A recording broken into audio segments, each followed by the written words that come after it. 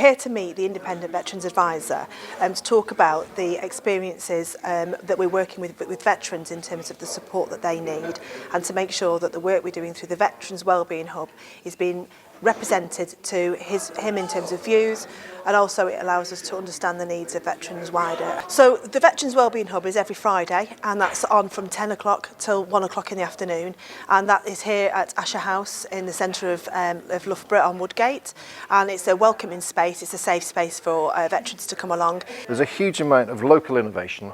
The allotment project I saw this morning is fantastic. It's being driven by an RAF veteran who's got a real passion for both the outside world and gardening, but also supporting veterans.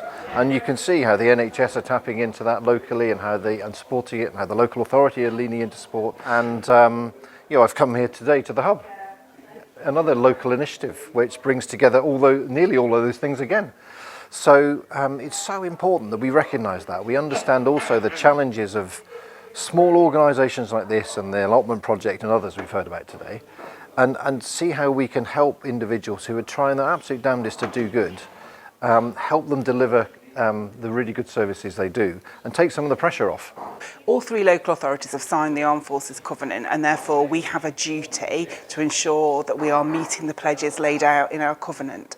There's us as a employer of members of the Armed Forces, so that's looking at our policies, making sure, for example, anybody who works for us who's a reservist, they get the time off they need to go on their training, but also as a service provider to the general public. So we are delivering services to members of the armed forces.